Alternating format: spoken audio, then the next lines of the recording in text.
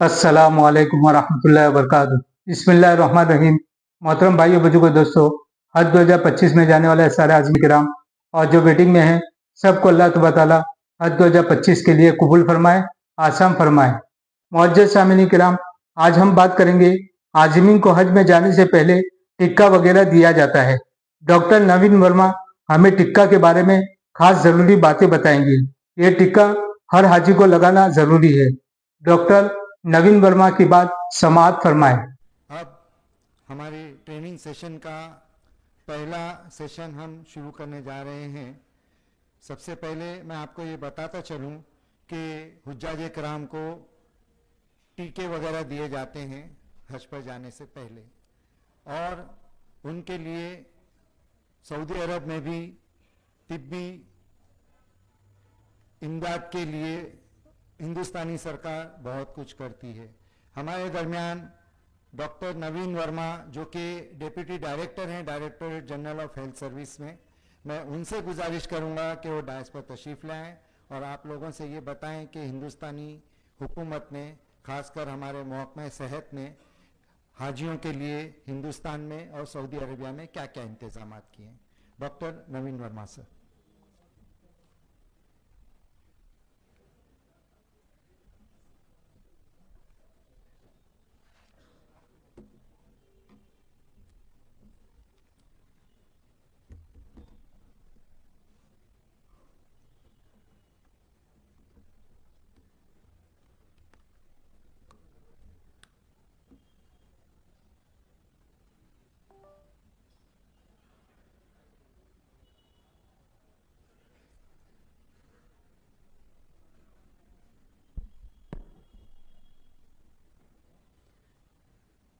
सभी को नमस्कार। Respected joint secretary sir Shri CPS Bakshi ji, respected vice chairperson madam Mrs Munawari Begum ji, and respected mister Shahnawaz sir CEO, respected members of Haj committee of India. First of all बहुत बहुत धन्यवाद कि मुझे मौका दिया गया यहाँ पर आपके बीच आने का और आपको कुछ अपने विचार आपके साथ रखने का कि ये जो हज का सारा आयोजन हो रहा है ये बहुत अच्छी तरह से हो जाए। तो मैं जैसा कि बताया from ministry of health and family welfare हूँ, डायरेक्टरेट जनरल हेल्थ सर्विसेज में। हमारा एक डिवीज़न है जिसको कहते हैं कि इमरजेंसी मेडिकल रिलीफ। तो इस EMR डिवीज़न के अंतर्गत मैं पब्लिक हेल्थ स्पेशलिस्ट हूँ, डिप्टी डायरेक्टर की पोजीशन पे हूँ, और ये तीसरा वर्ष है कि मैं हज के जो आयोजन होते हैं इसमें आप लोगों के साथ हूँ। तो इसमें हमारा जो डिवीज़न का एक रोल होता है वो यहाँ पे जो मेडिकल केयर अरेंजमेंट्स होते हैं उनसे संबंधित, और जब हाजियों को जाना होता है तो जाने से पहले यहाँ पर उनको मेडिकल के संबंध में क्या कुछ प्रिपरेशन होनी चाहिए उसके संबंध में गाइड किया जाता है। तो उसी के संबंध में मैं कुछ बातें आपके सामने रखूँगा जिससे कि आपको, हम ये उम्मीद करते हैं कि और एक अच्छी इंसाइट मिलेगी कि आपके साथ में जो सारे हाजी जा रहे हैं उनका एक मेंटल क्या फ्रेम ऑफ माइंड है, उनका फिजिकल स्टेटस क्या है, उसके बेसिस पर वो आगे जाकर के वहाँ पर जितना समय बिताएंगे वो एक बहुत ही अच्छे हेल्थ कंडीशन में गुजरे। तो मैं कुछ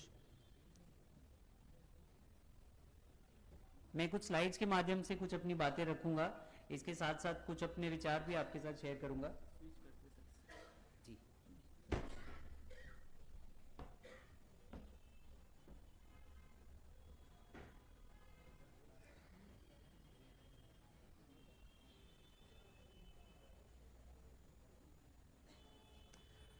तो आपको पता होगा, लेकिन ये बहुत ज़रूरी बात है, इसलिए मैं शुरुआत यहाँ से करना चाहूँगा कि हर साल लगभग 1.25 लाख हाजी भारत से हज पर जाते हैं।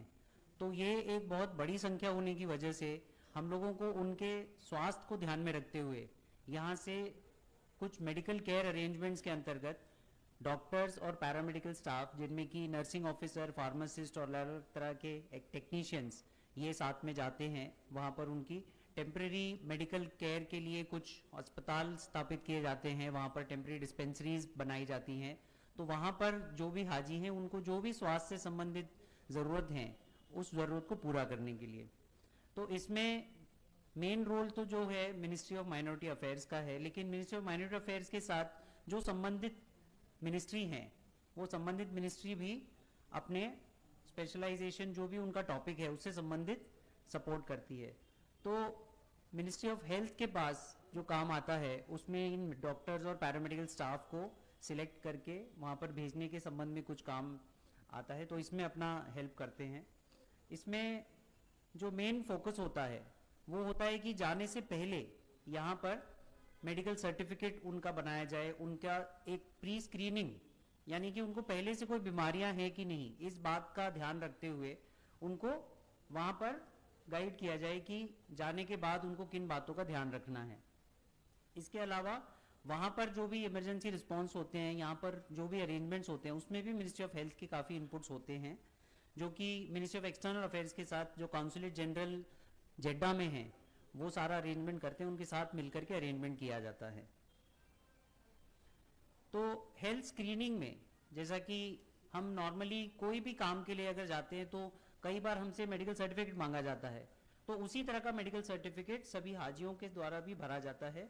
उसमें ये कोशिश होती है कि जो शारीरिक रूप से फिट हैं, जिनको इतनी लंबी यात्रा करने पर कोई और ज़्यादा गंभीर समस्या ना हो, उसी तरह के लोगों को वहाँ पर जाने का मौका मिले। अगर वो ऑलरेडी बहुत गंभीर बीमारी से ग्रस्त है तो वहाँ पर जाने के बाद उनकी तबीयत और ख़राब हो सकती है, तो इससे जो रिस्क है वो रिस्क बढ़ने से उनके लिए भी खतरा है और बाकी वहाँ पर जो उनकी केयर करने वाले हैं उनके लिए भी एक बहुत बड़ा चैलेंज है। तो इसको ध्यान में रखते हुए एक स्क्रीनिंग की जाती है। इस स्क्रीनिंग के अंतर्गत चूंकि एक देश से दूसरे देश में जाने की बात है तो कुछ बीमारियां जो फैल सकती हैं वो ना फैलें, इसलिए वैक्सीनेशन का भी एक क्राइटेरिया होता है। कुछ वैक्सीनेशन तो मैंडेटरी हैं, मैंडेटरी यानी उनके बिना नहीं वहाँ पर अलाउ किया जाएगा। उसमें जैसे आप अगर नाम जानते हैं तो मैं मेनिंगोकोकल मेनिंजाइटिस ये एक बीमारी के बारे में बताना चाहूँगा कि दिमागी बुखार होता है जो कि मैंडेटरी वैक्सीनेशन से बचाया जा सकता है, तो इसलिए मैंडेटरी ये एक वैक्सीन दिया जाता है। इसके अलावा कुछ वैक्सीन है जैसे आप सब जान रहे हैं पिछले 5 सालों से कोविड का वैक्सीनेशन, ये जो भी सऊदी अरब की गाइडलाइंस है, सऊदी अरब अपने आप में एक देश है, उन्होंने जो भी गाइडलाइंस बनाई उन गाइडलाइंस को सभी देश के लोग जो वहाँ जाना चाहते हैं उनको फॉलो करना है। तो कोविड के वैक्सीनेशन, पोलियो के वैक्सीनेशन और कुछ हाई रिस्क इंडिविजुअल्स हैं जिनको फ्लू, आप जानते हैं फ्लू ये एक बहुत कॉमन श्वास में फैलने वाली बीमारी होती है, तो इससे बचाने के लिए वैक्सीन होता है। तो इस तरह के कुछ वैक्सीनेशंस कवर किए जाते हैं। तो इसके अलावा खाने पीने में या उनको नॉर्मल अपने शरीर का ध्यान रखने के लिए कुछ जो गाइडलाइंस होनी चाहिए, ये भी उनको एक बुकलेट के रूप में दी जाती है। उस बुकलेट में 1-2 पेजेस पे कुछ कॉमन उनको मैसेजेस गाइडलाइंस के तौर पे दिए जाते हैं, जिनका वो अगर ध्यान रखेंगे तो शारीरिक रूप से स्वस्थ रहेंगे। तो इस बात की कुछ ट्रेनिंग भी की जाती है। जो भी मेडिकल केयर के लिए डॉक्टर्स और पैरामेडिकल सिलेक्ट होते हैं उनको भी, बहुत से ऐसे होते हैं जो पहली बार जा रहे होते हैं, तो उनको भी खुद वहाँ के बारे में सब बताना, वहाँ की लाइसेंसिंग होती है ताकि वो वहाँ पे प्रैक्टिस करें इसकी, तो इन सब बातों की ट्रेनिंग में भी हम सहयोग करते हैं। आंकड़ों के बारे में बताऊं तो लगभग 350 की संख्या में डॉक्टर्स और पैरामेडिक्स वहां पर भेजे जाते हैं। इसका भी कुछ एक प्रोपोर्शन होता है जिसके अंतर्गत लगभग 150 डॉक्टर्स अलग अलग स्पेशलिटी के, आप जानते हैं कि ऑर्थोपेडिक्स डॉक्टर होते हैं, कोई लेडी स्पेशलिस्ट डॉक्टर होते हैं, कोई हार्ट के स्पेशलिस्ट होते हैं, तो जो जो करीब करीब 12-15 ऐसी अलग अलग स्पेशलिटीज हैं जिनकी वहां पर जरूरत पड़ सकती है। इसके अलावा जनरल प्रैक्टिशनर जो जनरल MBBS डॉक्टर्स हैं, इन सब का चयन करके लगभग 150 डॉक्टर्स और इनके साथ साथ सपोर्ट में नर्सिंग ऑफिसर, फार्मासिस्ट और एक्सरे टेक्नीशियन, ECG टेक्नीशियन, अलग अलग तरह के लेबोरेटरी टेक्नीशियन। वहाँ पे सिर्फ उनको दवाइयाँ नहीं दी जाती, उनका कुछ बेसिक जांच भी अगर होनी है, एक्सरे होना है, कुछ खून की जांचें होनी है जो कॉमन बीमारियों में बीमारी क्या है इसका पता लगाने में मदद करेगी, तो X ray technician, ECG technician, lab technician, इस तरह के भी बंदे भेजे जाते हैं।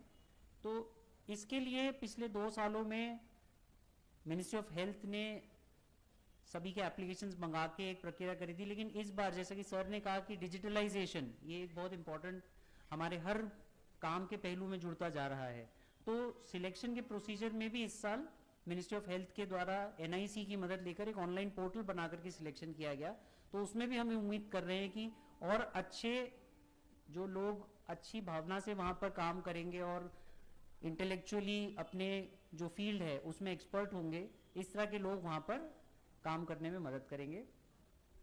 वहाँ पर आप जानते हैं कि अलग अलग जगह पर आयोजन होता है हज यात्रा के दौरान, तो अलग अलग जगह पर उनकी पोस्टिंग होती है, वहाँ पर टेम्प्रेरी अस्पताल बनाए जाते हैं।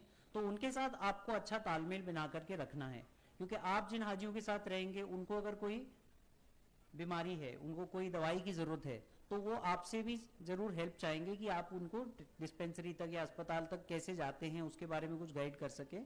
तो इसलिए आपको इन मेडिकल टीम्स के साथ अच्छा तालमेल बना करके रखना होगा।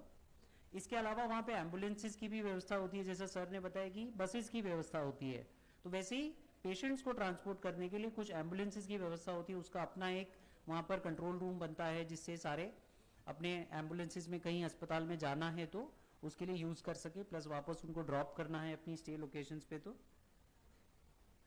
इसके अलावा जब लौट कर आते हैं या जाते हैं उस समय भी एयरपोर्ट पर आपको बताते हुए मुझे खुशी हो रही है कि जो भी एम्बार्केशन पॉइंट्स होते हैं, जिन एयरपोर्ट्स पे लगभग 20 की संख्या में ट्रैवलिंग करते हैं हाजी, उन सभी एयरपोर्ट्स पे एयरपोर्ट हेल्थ ऑर्गेनाइजेशन APHO के माध्यम से डॉक्टर्स और हेल्थ डेस्क वहाँ पर स्थापित किए जाते हैं कि जब वो यहाँ से जा रहे हैं, जब वापस लौट रहे हैं, तो एयरपोर्ट से ही उनको अगर किसी भी तरह की ज़रूरत है हेल्थ पॉइंट ऑफ व्यू से, तो उनको वहाँ पर हेल्प मिल सके।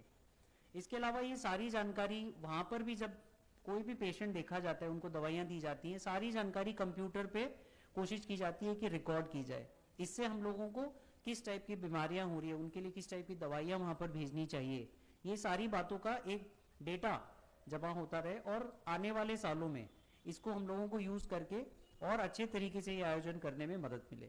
तो इसमें भी जैसे कि अलग अलग ऐप बताए गए हैं कि हज सुविधा ऐप है या पोर्टल पे जानकारी इकट्ठा की जा रही है, वैसे ही हेल्थ के लिए भी वहाँ पर जो डॉक्टर्स यूज़ करते हैं उसको कहा जाता है ई-हॉस्पिटल नाम का एक पोर्टल है, जिस पर कि सारे हाजी उनका डेटा, उनके पासपोर्ट से संबंधित, उनको पहले से जो बीमारियां हैं उससे संबंधित, वैक्सीनेशन हुआ है उसके संबंधित जानकारी उसमें कोशिश की जाती है कि अपडेट रहे।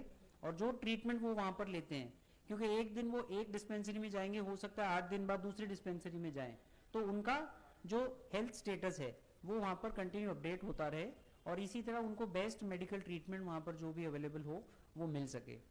इसके अलावा भी अगर बहुत ज़्यादा गंभीर तकलीफ होती है तो जो सऊदी के अस्पताल हैं वहाँ पर भी उनको कोई टर्मिनल इलनेस के लिए या कोई बहुत बड़े किसी प्रोसीजर के लिए रेफर करने का भी प्रावधान रहता है। उसके साथ हमारे जो डॉक्टर्स होते हैं वो सऊदी की गवर्नमेंट के साथ, जो सऊदी अस्पताल हैं उनके साथ भी कांटेक्ट में रहते हैं और उसके लिए जो भी ज़रूरत है वो उसको करने के लिए तैयार रहते हैं। तो इस तरह से पब्लिक हेल्थ पर्सपेक्टिव से, क्योंकि जब ये हाजी वापस आ रहे हैं तो अपने साथ कुछ बीमारियां भी लेकर आने का खतरा होता है, यहाँ पर दूसरे लोगों के साथ बीमारियां फैलने का भी खतरा रहता है, उस खतरे को भी कम किया जा सके इसके लिए कोशिश की जाती है। तो अंत में मैं समराइज करने के लिए यही कहना चाहूँगा कि मिनिस्ट्री ऑफ हेल्थ का भी इसमें पूरा सपोर्ट है और बहुत ही शांतिपूर्ण तरीके से, बहुत ही स्वस्थ तरीके से ये हज यात्रा सभी हाजियों की पूरी हो, ये कोशिश रहती है। इसमें तालमेल के रूप में मिनिस्ट्री ऑफ माइनॉरिटी अफेयर्स के साथ, मिनिस्ट्री ऑफ एक्सटर्नल अफेयर्स के साथ जो भी ज़रूरतें हैं उसको हम लोग कंटिन्यूस बेसिस पर ट्रैक रखते हैं और अच्छे से तरीके से इसको करने की कोशिश करते हैं और डिजिटल तरीके से जो टेक्नोलॉजी की हम मदद ले सकते हैं उसको भी पूरा लेने का हम कोशिश करते हैं। तो सब लोगों के साथ यही कोशिश है कि ये पूरा जो यात्रा है हज का, ये बहुत ही स्वस्थ तरीके से हो जाए और यही हम लोगों की शुभकामनाएं हैं। और आप सब लोगों के हेल्थ पॉइंट ऑफ व्यू से मैं रिक्वेस्ट करूंगा सब लोग अपनी सीट पर खड़े हो जाएं और एक बार थोड़ा सा स्ट्रेच कर लें। काफ़ी देर बैठे बैठे हमें भी आलस आने लगता है, तो आप अपने हाथों को स्ट्रेच करिए, थोड़ा मूवमेंट करिए जॉइंट्स पे, थोड़ा सा लेफ्ट, थोड़ा सा राइट, थोड़ा सा साइड में। अपने पैरों को आप थोड़ा सा मूवमेंट करिए एंकल्स पे, नीज पे, ताकि जो थोड़ा सुस्ती आने लगती है धीरे धीरे बैठे बैठे, वो सुस्ती हमारी दूर हो और अगले सेशन के लिए हम और अच्छे तरीके से प्रिपेयर्ड रहें। Thank you. माशाअल्लाह, हज इंस्पेक्टर के बारे में बहुत अच्छी बात बताई है। और भी हजों की काम की बातें हैं, हम इंशाल्लाह अगली वीडियो में बताएंगे। जो साथी हमारे वीडियो में नए हैं, हमारी वीडियो को जरूर सब्सक्राइब करें ताकि आने वाली वीडियो का नोटिफिकेशन मिलता रहे। अगली वीडियो में इंशाल्लाह हमारी मुलाकात होगी। साथ ही दुआ में याद रखें। खुदा हाफिज। अस्सलाम वालेकुम व रहमतुल्लाहि व बरकातुहू। लब्बैक अल्लाहुम्मा लब्बैक लब्बैक ला शरीक लक लब्बैक इन्नल हम्द वन निअमत लक वल मुल्क ला शरीक लक।